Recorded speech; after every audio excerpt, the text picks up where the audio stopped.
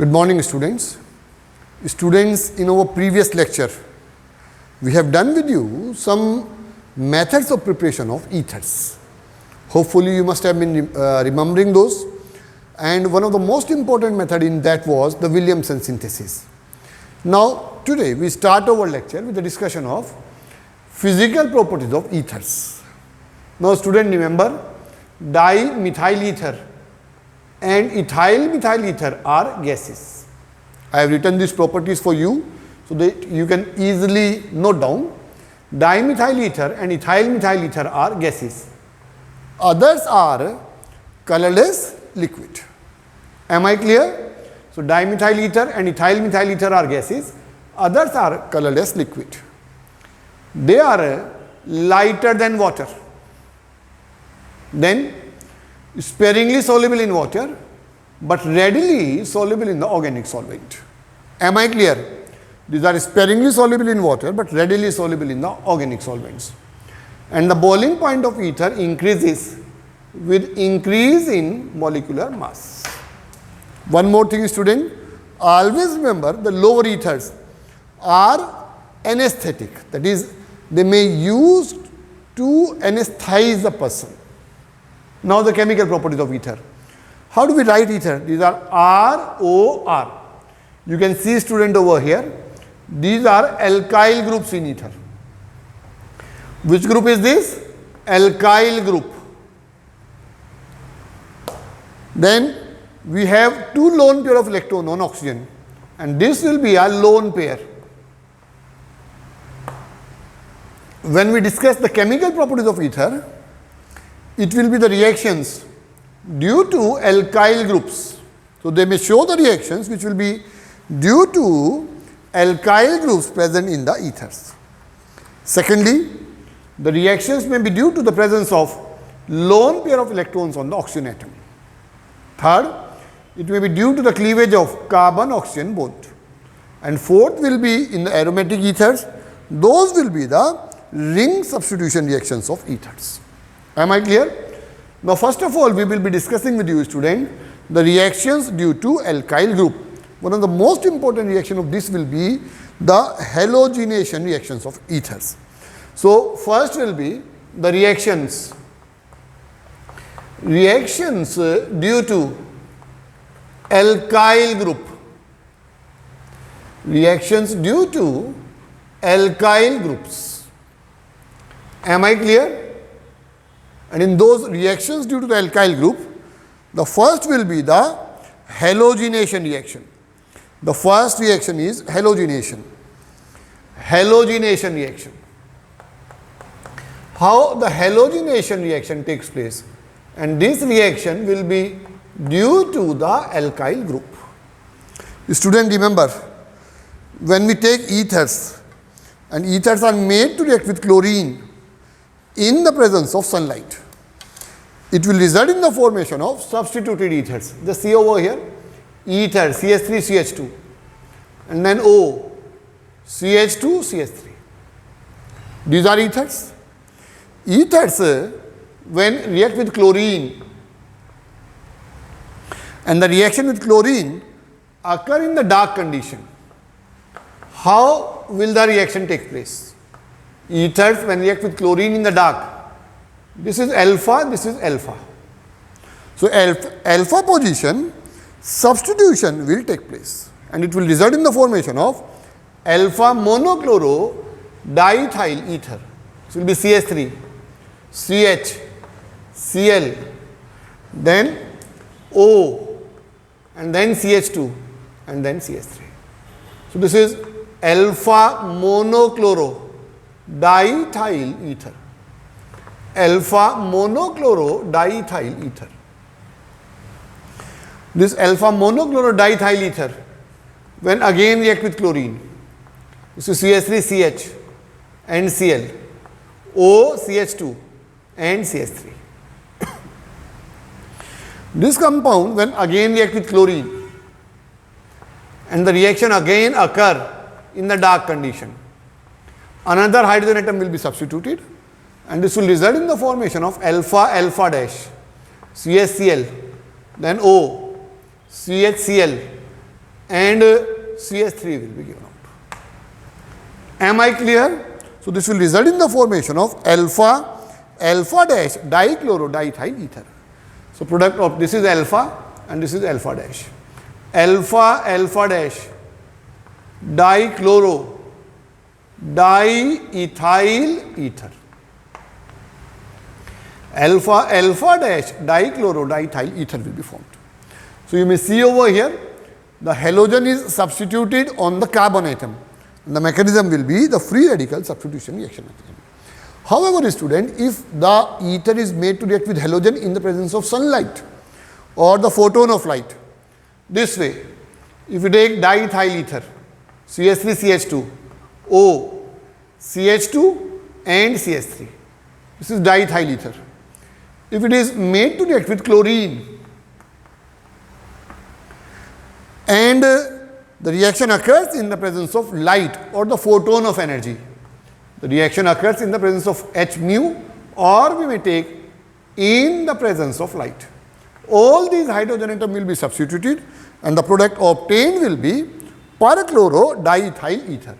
So this will result in the formation of C2Cl5. The product obtained will be perchlorodiethyl ether. Am I clear? All the hydrogen atom has been substituted by this. So this is perchlorodiethyl ether is formed. The product obtained will be perchlorodiethyl ether. Am I clear or not? Student, this is a very, very important reaction as far as the examinations are concerned. So product obtained will be perchlorodiethyl ether. Is it clear? And this is called as a substitution reaction. I have already told you that reaction due to alkyl group will be the substitution reaction. Next will be the burning reaction over here. Although this is not much is about this is to be done. This is burning. We all know ethers are hydrocarbon. So when they are burned, they will result in the formation of carbon dioxide and water. So if you take diethyl ether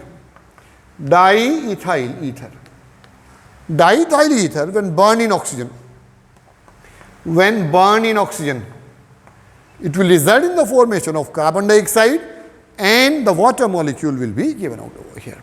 So product obtained will be carbon dioxide and 5 molecule of water will be given out. It will result in the formation of carbon dioxide and a water molecule will be given out. So I think the first reaction must be very clear. Reactions due to alkyl group, these are basically the substitution reaction. What type of reactions are these? These are substitution reactions. Fine. Now student, we will discuss the reactions due to the presence of lone pair of electrons. Now second type of reactions will be the reactions due to ethereal oxygen. The another reaction are the reactions due to ethereal oxygen. So reactions due to ethereal oxygen.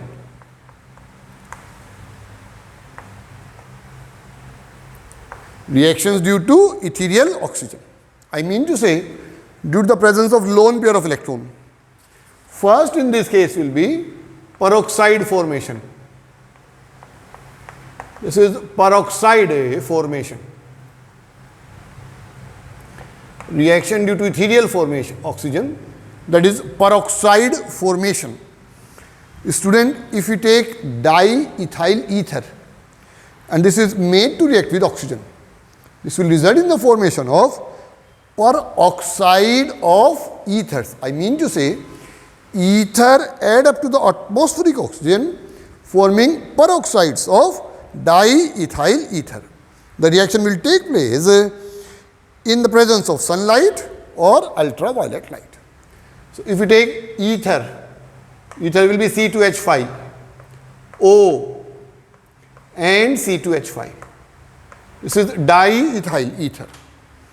Diethyl ether when made to react with atmospheric oxygen, the product obtained will be peroxides of diethyl ether. The formation of peroxide of diethyl ether will take place. It will result in the formation of peroxides of diethyl ether. Am I getting clear to you or not?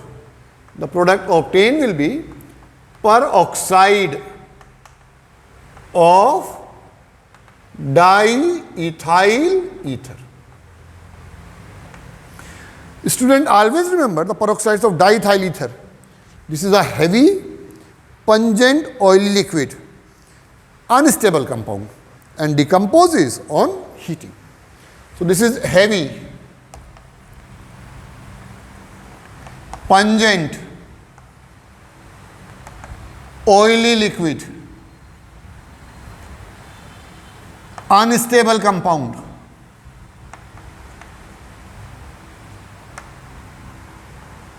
And decomposes on heating. Decomposes on heating. Am I clear? Due to this reason, ether should never be dry distilled. I mean to say, all ethers that have been exposed to atmosphere contains peroxide, and the boiling point of peroxide is higher than that of the ether. So it will be left as a residue in the distillation of ether and may cause explosion. Question is, ether should never be dry distilled.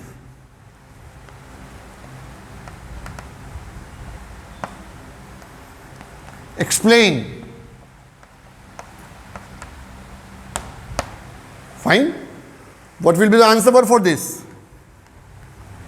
All ethers that are exposed to atmosphere,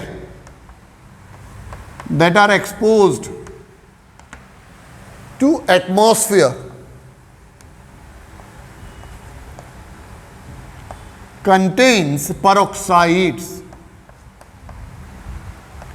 Contain peroxide. Am I clear? The boiling point of peroxide contain peroxides. The boiling point of peroxides is higher than ether. Boiling point of peroxide is higher than ether, which is left as a residue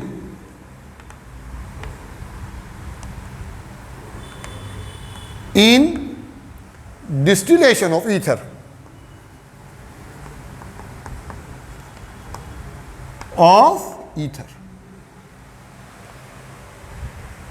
and may explode and may cause explosion. Am I clear? So ether should never be dry distilled. Am I clear? It means if we want to carry out the dry distillation of ether, peroxides are to be removed from ether. How do we remove the peroxide from the ether? By distilling with or shaking with concentrated H2SO4. So peroxides from ether, as a note you may write down, peroxides from ether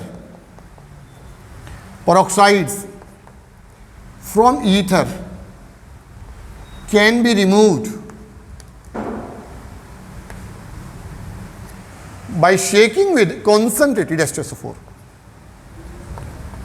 By shaking with concentrated sulfuric acid.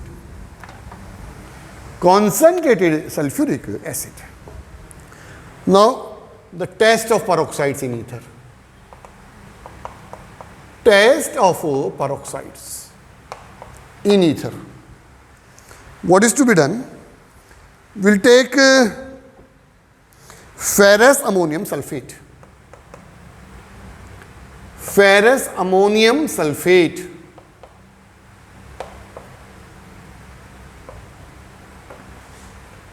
is taken. In the ferrous ammonium sulfate, we will add ether peroxide.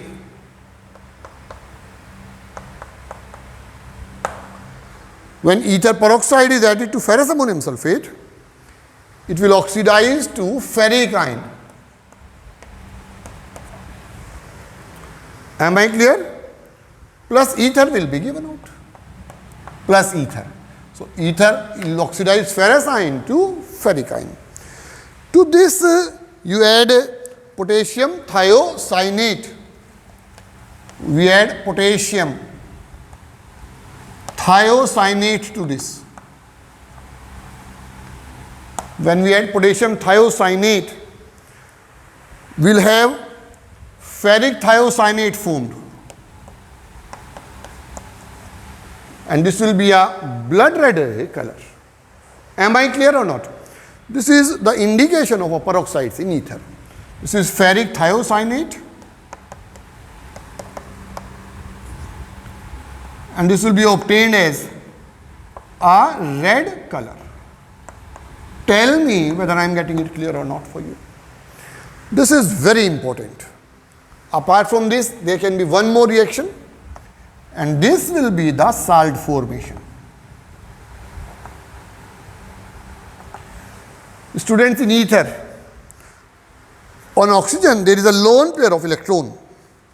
So it will behave as a Lewis base, and when this is the Lewis base, it may react with acid.